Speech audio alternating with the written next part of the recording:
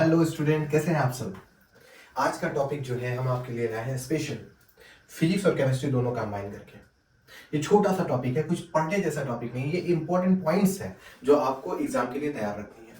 कुछ फिजिक्स के हैं और कुछ केमिस्ट्री के हैं। ठीक है, आपको इनको अच्छे से क्या करना है, पहले सारे पॉइंट्स को एक पेपर पे नोट कर लेना है और बारी बारी सबकी रिवीजन करना है। बस इसको पढ़ लेना है, अच्छा खासा नंबर मिल जाएगा। बाकी आप और ज्यादा मेहनत करेंगे और बेहतर नंबर मिलेगा। तो उन सारे बच्चों के लिए जिनको ये लगता है कि हमारा मार्क्स ज्यादा कैसे आ सकता है, हम फेल होने से कैसे बच सकते हैं, उनके लिए स्पेशली है।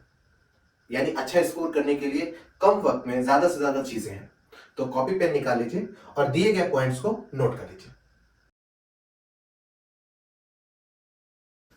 बच्चा लोग, हम पॉइंट्स शुरू करें इससे पहले आपको एक बात बता देते हैं। ये जो पॉइंट्स हैं, ये एक प्रोबेबिलिटी पॉसिबिलिटी है। ठीक है, ज्यादा से ज्यादा आने के चांसेस हैं। 100% श्योर नहीं है, पर ये चांस हो सकता है 80% से प्लस करके चला जाए। आपसे एक और रिक्वेस्ट है। दूसरी क्या है ये रिक्वेस्ट? ये रिक्वेस्ट है कि आप एनसीईआरटी के क्वेश्चंस को जितना हो सकता है उतनी बार सॉल्व करिए। Internal question, back exercise question, इनको जरूर से जरूर लगाइए। एक्टिविटी पे ज्यादा ध्यान दीजिए। ठीक है, इन सारी चीजों पे थोड़ा सा वर्क करिए। जितनी भी एनसीईआरटी के क्वेश्चन है उन सबको लगाइए, प्रैक्टिस करिए। ठीक है, और दूसरी चीज है, आज के टाइम जो पीरियड चल रहा है ये बहुत पीक पॉइंट है, ऑनलाइन प्लेटफॉर्म के लिए भी और आपके लिए भी। तो बहुत सारी चीजें देखने को मिलती है यूट्यूब चैनल पे कि हैक हो रहा है, हम ये पढ़ा नहीं रहे हैं, कोई और हमारा पढ़ाना शुरू कर दे रहा है। तो इन सारी चीजों से थोड़ा सा बचिए, अपनी किताबों के करीब जाइए, उनके क्वेश्चंस को सॉल्व करिए, सेल्फ स्टडी करिए और जितना हो सकता है अपने पे यकीन रखिए। ठीक है, अब हम लोग शुरू करते हैं।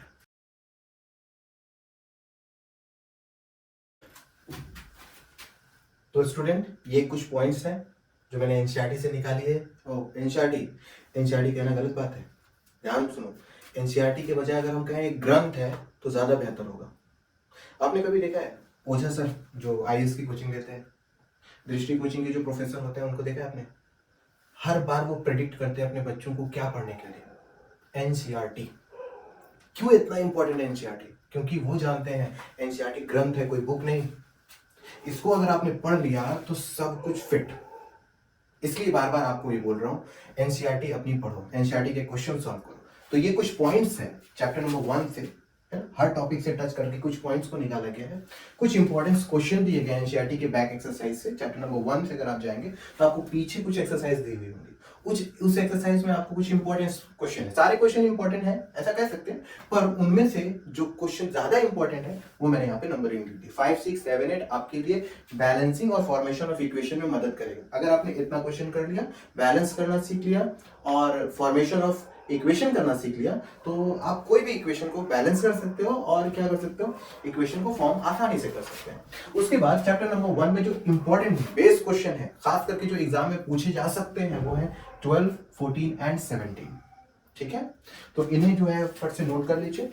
ठीक है, इसे नोट कर लीजिए अच्छे से, एक पेज पे इसको बढ़िया से कॉपी पे नोट्स बना लीजिएगा, क्योंकि बहुत ही इंपॉर्टेंट है। ठीक है, समझ में आ रहा है? जैसे पहला है कॉन्सेप्ट ऑफ मैग्नीशियम रिबन। तो चैप्टर को शुरू करते ही आपको क्या मिलेगा, मैग्नीशियम के बारे में, कि मैग्नीशियम रिबन को जलाने से पहले उसे रब करना पड़ता है। सारी डिटेल्स के बारे में आपको क्या करना है, मैग्नीशियम की स्टडी कर लेनी। दूसरा है कॉम्बिनेशन रिएक्शन में। कॉम्बिनेशन रिएक्शन क्या होता है ये तो आपको मालूम है, दो चीजों को आपस में मिलाओ एक चीज बनती है। और यहाँ पर आपको कुछ रिएक्शन दिए, 5 रिएक्शन आप पढ़ लेंगे इनफ हो जाएगा।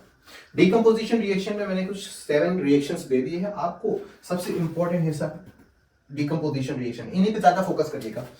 सब पे फोकस करेंगे, लेकिन सवाल कहां से बन सकते हैं, सवाल बन सकते हैं डिकम्पोजिशन रिएक्शन से, क्योंकि ये रिएक्शन क्या होता है, आपके 2-3 चैप्टरों से रिलेट करके आता है। ठीक है, तो यहां पर ज्यादा क्वेश्चन के बनने के चांसेस होते हैं। इसमें आपको क्या याद करना है, इसमें आपको याद करना है कि ये जो 3 हिस्से कौन से ऐसे हैं हिस्से हैं जो इसमें हीट देकर हम तोड़ते थे, अगर वो टूटते हैं तो उनका कलर क्या होगा, है ना, गैस निकल रही है तो उसका कलर क्या होगा। ठीक है, ये चीजों को देखना है। अब ये तो लिखा हुआ है वाटर का और NaCl का। अब इनका जो डिकम्पोजिशन होता है वो होता है इलेक्ट्रिसिटी से। इसमें आपको क्या याद रखना होगा, वाटर का रेशियो याद करना होगा और NaCl के पाए जाने वाली, यानी Cl जो टूटेगा ना वो एक गैस फॉर्म में निकलेगा। तो आपको ये याद रखना है कि ये Cl किस प्लेटफॉर्म से बाहर निकल रहा है। ठीक है, कैथोड से निकल रहा है या एनोड से, ये आपको याद रखना है। AgCl और AgBr बहुत मोस्ट इंपॉर्टेंट सवाल है, किस चीज के लिए आता है, ब्लैक एंड व्हाइट फोटोग्राफी में इसका इस्तेमाल किया जाता है। तो इसके कलर्स को जरूर से याद करिएगा। AgCl को सूरज की रोशनी में रख दिया जाता है तो वो अपने हिस्से में टूट जाता है Ag और Cl2 में।